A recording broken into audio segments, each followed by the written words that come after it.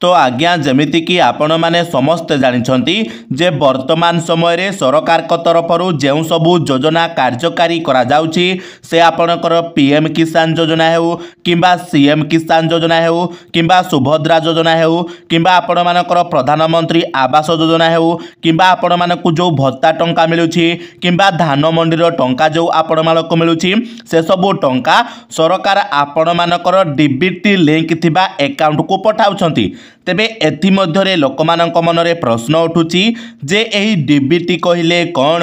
ता सहित आम अकाउंट सहित डीबीटी लिंक अच्छी कि नहीं ताकू आमे केमिति जानि पारिबु बा डीबीटी को आमे केमिति चेक करि पारिबु आउ जदि डीबीटी लिंक न थिबो ताहेले आमे केमिति डीबीटी लिंक करि पारिबु एथि पई कोन प्रोसेस रहिछि केते दिन भितरे डीबीटी एक्टिवेट रहिबो एभली अनेक सारा प्रश्न मध्य आपण मानक मनरे रहउछि एवं किछि लोक तो एभली मध्य कमेंट करूछंती जे एनपीसीआई आउ डीबीटी कोन गोटिए जिनिस ना अलगा अलगा जिनिस। तो चलतु आज ए वीडियो रे मु आपण मानकु ए सब प्रश्नर उत्तर देबी ता सहित सब प्रश्नर समाधान मध्य देबी। तो वीडियोटी को शेष पर्यंत देखिबे एवं ता सहित वीडियो को गोटे लाइक करिकी चैनल को भी सब्सक्राइब करनेबे। तो चलतु प्रथमे आमे जानिबा जे एनपीसीआई आउ डीबीटी कहिले कोन आउ एही एनपीसीआई आउ डीबीटी मध्य रे कोन कोन सब पार्थक्य रहिछि। तो देखंतु एनपीसीआई रो फुल फॉर्म हेउछि national payments corporation of India.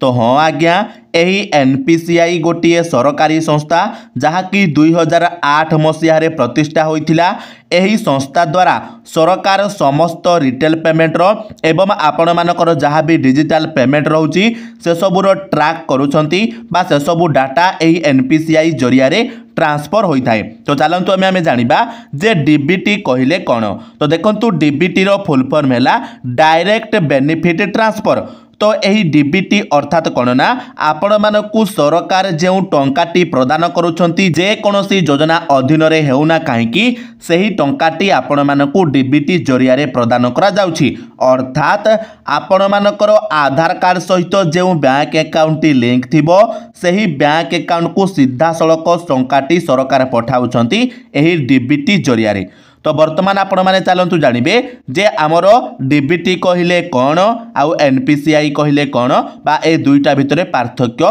कौन रही। तो देखंतु आमे जदि कहिबा डीबीटी विषय रे तो एइटा हला गोटे स्कीम जे कि आमर बैंक अकाउंट को सीधा सड़क टंकाटी पठा जाई थाए जहाँ भी सरकार टंकाटी पठै थांती जे कोनोसी योजना अधीन रे जोटा कि आपनकर आधार नंबर सहायता रे पठा जाई थाए। किंतु जदि आमे से जगह रे एनपीसीआई को देखिबा ताहले एनपीसीआई हेउची गोटे सरकारी संस्था जे कि आमर समस्त पेमेंट सिस्टम को ट्रैक करि थाए बा एही एनपीसीआई जरिया रे समस्त पेमेंटटा होई थाए। तो यही डीबीटीटा आमर यही एनपीसीआई अंडर रे आसुची एतिकी बास आपण माने वर्तमान बुझंतु। तो चलंतु एबे आमे जानिबा जे आपणक बैंक अकाउंट सहित डीबीटी लिंक अछि कि नाही ताकू आपण माने केमिति चेक करि परिबे। तो सती पय आपण माने कोन करिवे प्रथमे आपणक मोबाइल फोन रो क्रोम ब्राउजर को ओपन करिवे एवं एठी सर्च बार रे सिंपल आपण माने एनपीसीआई लेखिकी सर्च कर देबे। एनपीसीआई लेखिकी सर्च कला परे देखंतु आपणक सामने रे एही वेबसाइट पळे आसीबो।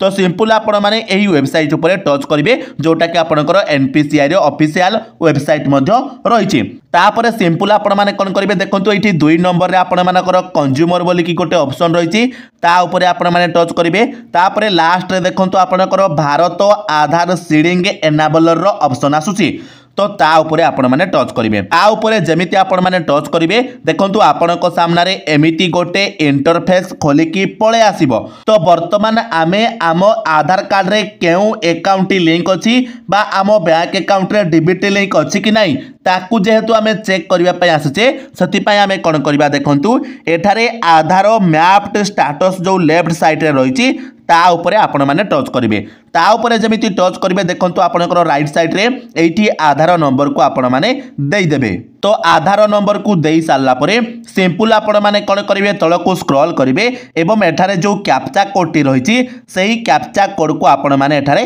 फिल अप कर देबे। कैप्चा कोड को देई सारला परे सिंपल आपण माने एठू चेक स्टाटस उपरे वर्तमान टच करेंगे एवं जमिति आपण माने चेक स्टाटस उपरे टच करेंगे आपण को आधार कार्ड सहित जो मोबाइल नंबर टी लिंक थिबो सही मोबाइल नंबर को गोटे ओटीपी जाइथिबो वर्तमान सही ओटीपी को आपण माने ए जगह रे भरी देबे ओटीपी को देई साला परे सिंपल आपण माने एठू कन्फर्म बटन उपरे टच करेंगे एवं जमिति आपण माने कन्फर्म बटन उपरे टच करेंगे देखिबे आपण को सामने पूरा डिटेल मध्य पळे आसीबो जमिति कि आपणकर आधार नंबर तापर आपणकर मैपिंग स्टेटस देखंतु एनाबल्ड फॉर डीबीटी मोर देखौची तो जदि ए जगह रे आपणकर एनाबल्ड फॉर डीबीटी देखौथिबो ताहाले आपण माने जानिबे जे आपणक बैंक अकाउंट रे वर्तमान डीबीटी एक्टिवेट अछि तो वर्तमान आपण माने भाबुथिबे जे केउ बैंक अकाउंट मोर डीबीटी लिंक अछि तो देखंतु ता बैंक रो नाम मध्यठारे से देखाई दउछि जे स्टेट बैंक ऑफ इंडिया रे आपणकर जो बैंक अकाउंट अछि सेथिरे आपणकर डीबीटी लिंक अछि तो आपणकर जो बैंक रे खाता थिबो बा जो बैंक अकाउंट रे आपणकर डीबीटी लिंक थिबो एही बैंक रो नाटी मध्य ए जगह रे आपणकर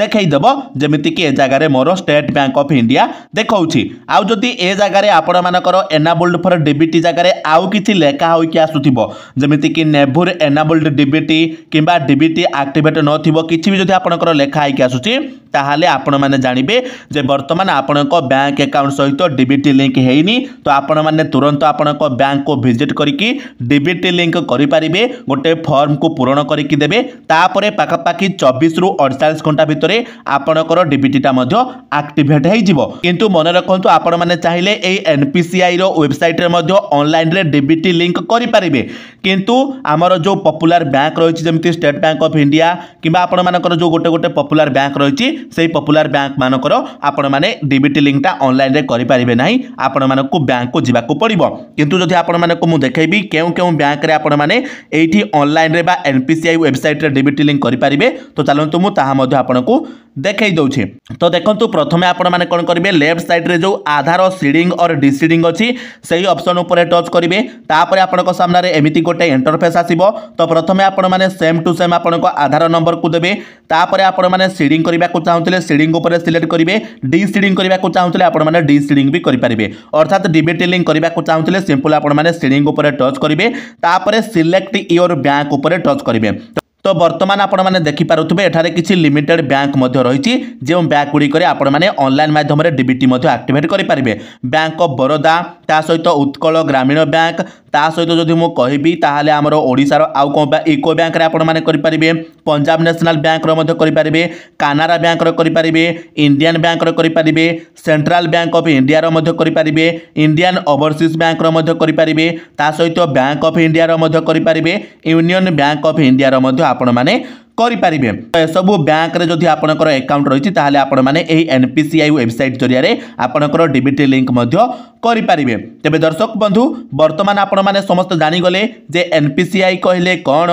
डीबीटी कहिले कोन ता सहित आपण मानकर एनपीसीआई और डीबीटी मध्य रे कोन पार्थक्य रहिछि ता सहित आपण माने केमिति आपनक मोबाइल फोन रे आपनक अकाउंट सहित डीबीटी लिंक अछि कि नाही ताको आपण माने केमिति चेक करि पारिबे सेटा मध्य हम कहि देली ता सहित आपण माने केमिति ऑनलाइन रे डीबीटी एक्टिवेट करिवे तारो सिंपल प्रोसेसटा मध्य हम कहि देली जदि आपण माने कमेंट करिवे ताहाले फुल डेडिकेटेड वीडियो गोटे मध्य हम प्रोवाइड कर देबी तो दर्शक बंधु आशा करूची वर्तमान आपण माने संपूर्ण रूपे सब किछि बुझि जाइथिबे वीडियोटी इन्फॉर्मेटिव लागिथिले वीडियो को गोटे लाइक करिवे चैनल रे नुआ हाइथिले चैनल को सब्सक्राइब करनेबे ता सहित आपण माने केउ जागारू ए वीडियोटी को देखुछंती हमको कमेंट माध्यम रे जणाई देबे तो चलंतु दर्शक बंधु आजिरो वीडियो रे एतिकी पुणी देखा हबो आउ गोटे नुआ वीडियो रे सति पर्यंत विदाय दियंतु जय जगन्नाथ।